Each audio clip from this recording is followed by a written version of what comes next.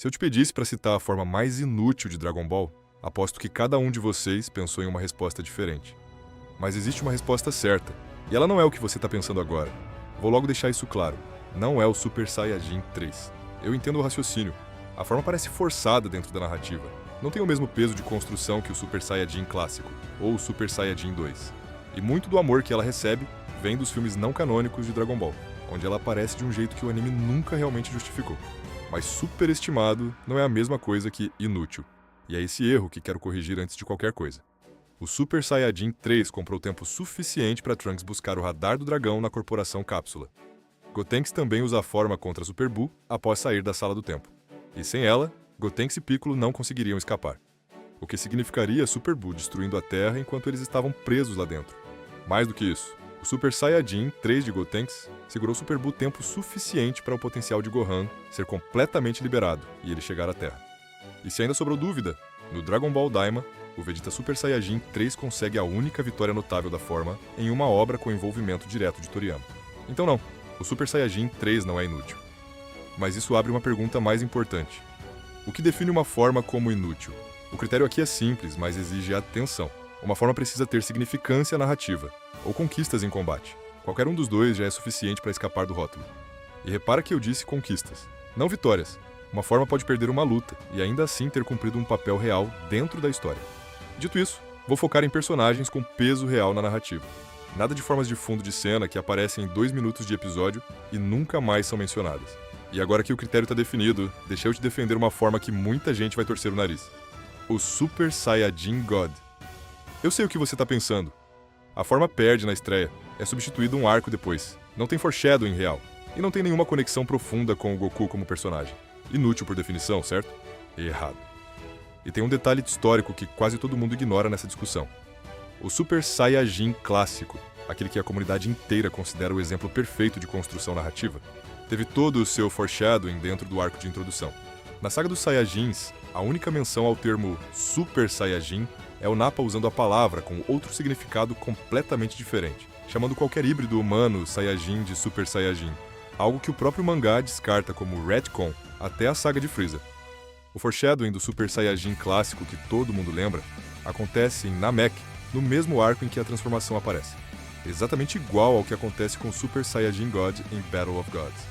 Mas o ponto mais importante não é esse. O Super Saiyajin God tem um significado simbólico que a maioria da comunidade ignora. Em Battle of Gods, o Goku fica incomodado com o fato de que precisou de outras pessoas para atingir aquele poder. A força não veio dele mesmo, veio de fora. O que ele não percebe é que os 5 Saiyajins que participaram do ritual só existem e só puderam participar dele por causa do próprio Goku. Seus filhos e seu neto, por nascer, são extensões diretas dele. E o Vegeta, que mudou como pessoa, se estabeleceu na Terra, construiu uma família, só é quem é por influência dele. Goku construiu um mundo onde outros Saiyajins justos podiam existir. Então quando eles colocam o coração deles nele, não o poder, o coração, é como se ele estivesse recebendo de volta tudo o que ele deu a cada um deles, para protegê-los do deus da destruição. E isso sozinho já seria suficiente para a forma escapar do rótulo de inútil. Mas ela ainda tem conquistas reais que ninguém lembra. Em Battle of Gods, o Super Saiyajin God impede Bills de destruir a Terra.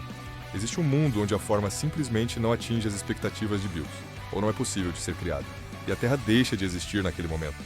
Além disso, Goku se torna um com a forma a ponto de ficar mais forte até na base, não precisando mais da transformação na segunda metade do combate. E no mangá, o Super Saiyajin God é usado regularmente por Goku e Vegeta como um boost de poder sem o custo de estamina do Super Saiyajin Blue, nos combates contra Hito e contra o Goku Black, por exemplo. A forma passou a cumprir no mangá o mesmo papel que o Super Saiyajin e o Super Saiyajin 2 tinham no fim de DBZ, uma transformação eficiente e poderosa, que não compromete a continuidade do combate. E se o Super Saiyajin God tem tudo isso, o que realmente chega perto de ser inútil? Vamos falar do Super Saiyajin Blue, mas vou ser rápido, porque honestamente não tem muito o que discutir aqui. A forma ficou ativa por tempo demais, venceu lutas demais e empurrou inimigos a evoluírem para superá-la. Não é candidato à forma mais inútil, por mais que muita gente, incluindo eu, odeie essa forma. No mangá, ela evoluiu de um jeito que espelha a progressão do Super Saiyajin original. O Super Saiyajin Blue perfeito teve vida curta, mas cumpriu papel direto no combate contra o Zamasu fundido no mangá. O Blue Evolution, por outro lado, merece mais atenção, e entendo quem não gosta. A forma estreou no anime de Dragon Ball Super e foi adaptada de forma diferente por Toyotaro no mangá. Nos dois casos, ela é desbloqueada durante o Torneio do Poder, com o anime enquadrando isso como a quebra de limite do Vegeta, o caminho dele, enquanto Goku perseguia o instinto superior. A crítica mais justa contra o Blue Evolution no anime é que ela repete a lógica do Super Saiyajin Grau 2, uma variação dentro da mesma forma, mas no anime, tratada com o peso emocional normalmente reservado para transformações completamente novas, não para evoluções intermediárias. No mangá, pelo menos, a forma surge de um lugar mais interessante, a frustração acumulada de Vegeta por sempre ficar um passo atrás de Goku, um paralelo direto ao filler em que Vegeta atingiu o Super Saiyajin pela primeira vez. Mais importante do que a origem, porém, é o que a forma faz na história. O Blue Evolution é a forma principal de Vegeta no arco de Moro no mangá, e junto com as novas habilidades que ele desenvolve ali, ela força a narrativa a avançar. E no momento crítico do arco, Vegeta usa o Blue Evolution para amplificar a fissão forçada do espírito e impedir Moro de conseguir uma vitória instantânea, comprando o tempo necessário para a vitória real acontecer. Não é muito, mas definitivamente não é inútil. Muita gente interpretou o Blue Evolution como um Super Saiyajin Blue 2, mas estruturalmente, lembra mais o Grau 2 do que um Blue 2. Vegeta não acessa uma forma nova, ele espreme o teto da que já tinha. E já que estamos falando do que é essencialmente o Super Saiyajin Blue Grau 2, precisamos falar dos outros graus do Super Saiyajin. O Grau 1 claramente não é inútil, nem vale a pena se aprofundar muito aqui. É a primeira forma a aparecer, derrotou Freeza, Android 19 e foi usada dezenas de vezes na série. O Grau 4 foi aparentemente essencial para superar o muro do Super Saiyajin, algo que o Grau 2 e o Grau 3 achavam que tinham feito, mas não fizeram. Então vamos focar nesses dois. O Super Saiyajin Grau 2 é uma versão mais forte do Grau 1, mas carrega os mesmos problemas: instabilidade emocional, agitação constante e gasto considerável de estamina. O Grau 3 amplifica todos esses problemas e ainda adiciona a redução drástica de velocidade, o que o torna efetivamente inútil dentro de um combate real. Em termos de conquistas, o Grau 2 teria derrotado o Cell semi-perfeito, se não fosse Vegeta quem estava lutando. E o Grau 3? A melhor conquista dele em batalha é o Trunks do futuro usando a forma como distração durante o treino com Vegeta no anime de Dragon Ball Super. Parece inútil, mas eu sempre defendi que o Grau 2 e até o Grau 3 existem por uma razão narrativa muito específica. Goku precisou encontrar essas formas, assim como Trunks e Vegeta fizeram, para enxergar as falhas delas com os próprios olhos. Elas são o degrau necessário para superar o muro do Super Saiyajin e ir além do que todo mundo achava ser o limite absoluto do universo. A jornada pelo caminho errado é parte do que torna o caminho certo possível. Então o Grau 3 é o maior candidato ao título até agora, mas ainda não é o mais inútil. Agora vem uma forma que eu sei que muita gente estava esperando: o Super Saiyajin Rage do Trunks. A forma aparece do nada, sem explicação antes ou depois da introdução, e não vence uma única luta. É exclusiva do anime e provavelmente existiu para vender bonecos.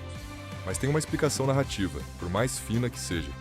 Durante o treino com Vegeta, que mencionei antes, Trunks percebe a energia azul que compõe o poder do Super Saiyajin Blue, e mesmo sem ter acesso à forma, ele identifica pelos indícios do contexto que aquilo é um poder divino.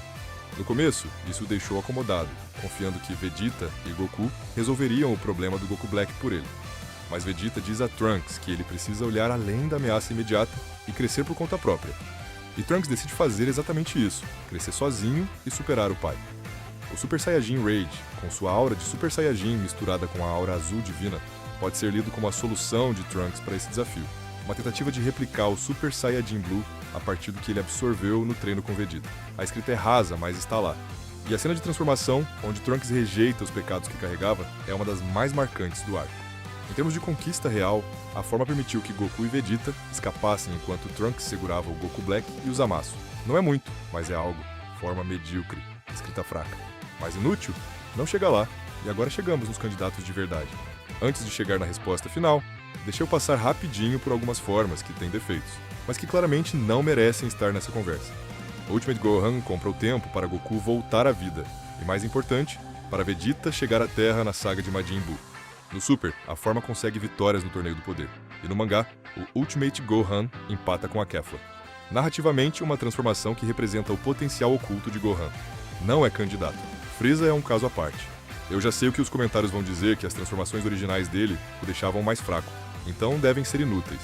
Mas essa lógica ignora o conceito inteiro. As formas existem especificamente para Freeza não perder o controle do próprio poder. A terceira forma é a que tem menos conquistas em tela de todas as suas formas de supressão. Mas mesmo assim, ela vence todos os presentes no combate com facilidade.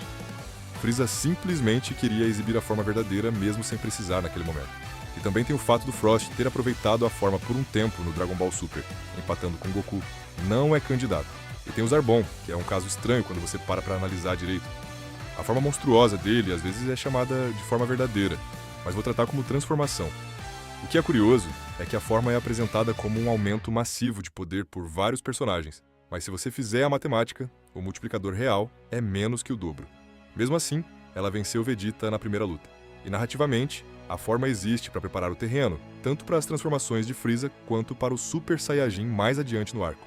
Não é candidato. Agora sim, os candidatos reais. O primeiro é a grande forma namekiana de Piccolo, aquela em que ele cresce até ficar gigante. Se esse vídeo tivesse sido feito alguns anos atrás, eu diria sem hesitar que essa é a forma mais inútil da série. Ela não oferece ganho real de poder, e o único uso dela em combate é aproveitado pelo Goku para resgatar o Kami-sama, o que tecnicamente é um uso narrativo. Mas é tão periférico que parece estranho usar isso em defesa da forma. Só que a gente vive no pós-Dragon Ball Super Hero. E nesse filme, Piccolo usa essa transformação em conjunto com o Orange Piccolo para segurar e combater o Cell Max. E essa combinação é um movimento crucial que leva diretamente à vitória contra o ser artificial. A forma não oferece boost de poder real, mas o tamanho e a alavancagem melhoram drasticamente a capacidade de combate, especialmente contra um oponente de tamanho similar. O segundo candidato é o Buu com Piccolo, Goten e Trunks absorvidos, depois que Goten e Trunks se desfundem dentro do corpo do Buu, deixando Piccolo com uma absorção dominante. Essa forma é uma redução drástica no poder de Buu, e foi o que permitiu que Goku deixasse Buu para Gohan, em vez de precisar se fundir com ele. Se essa tivesse sido a forma final de Buu, talvez desse para argumentar que é a mais inútil da série. Mas não foi. Além disso, a forma foi um acidente, intencionalmente fraca, e foi a inteligência de Piccolo que levou o Buu a absorver o Gohan em seguida, o que provavelmente foi ainda pior do que se Gotenks tivesse continuado fundido lá dentro. No fim das contas, mesmo sendo uma forma intencionalmente inútil, ela acabou sendo extremamente vantajosa para Buu, e justificou completamente a absorção de Piccolo. E agora chegamos na resposta. A forma mais inútil de todo o Dragon Ball também envolve o Piccolo. É o Piccolo Ultimate, ou como eu prefiro chamar, simplesmente Piccolo Inútil. É a forma que o Piccolo desbloqueia após ter o seu potencial liberado pelo Shenlong. A forma foi criada para Piccolo fechar a distância com o Gama 2, um oponente que ele acreditava estar no nível de Goku e Vegeta. O resultado? Piccolo apenas perdeu um pouco menos feio pro androide. Ele ainda ia ser morto. O poder simplesmente não era suficiente. Mas o pior da forma não é nem isso. Kuririn, o Gohan criança e até o Dendê tiveram seus potenciais liberados pelo Guru em Namek, e nenhum deles resultou em uma transformação. Ao criar uma forma nova aqui, a narrativa subverte a expectativa do espectador sobre o que Shenlong quis dizer com aquele pequeno extra.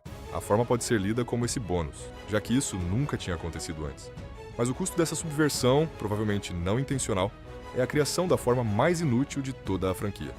Uma forma que não derrotou o oponente para o qual foi adquirida, e que foi substituída imediatamente por algo muito mais poderoso e muito mais significativo narrativamente, o Orange Piccolo.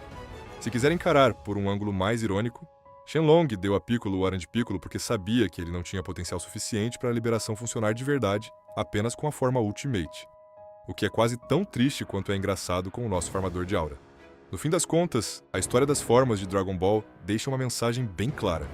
A franquia nunca teve controle total sobre o que cada transformação precisava ser, mas isso nunca impediu ela de criar alguns dos momentos mais marcantes da história do anime. Essa foi a realidade das transformações de Dragon Ball. Não a nostalgia que a gente construiu em torno delas, mas a análise fria que os exemplos da própria obra sempre estiveram gritando. Agora eu quero saber de você. Qual dessas formas mais te surpreendeu? Ou te deixou com raiva? Afinal, Dragon Ball sempre soube criar transformações icônicas. A questão é quantas delas realmente precisavam existir. E se você curte esse tipo de análise, sem hype vazio e com respeito pela obra, se inscreve no Shonen Verso. O canal tá no começo, mas a proposta é criar uma comunidade de quem gosta de verdade desse tipo de debate. Até o próximo vídeo e muito obrigado por assistir.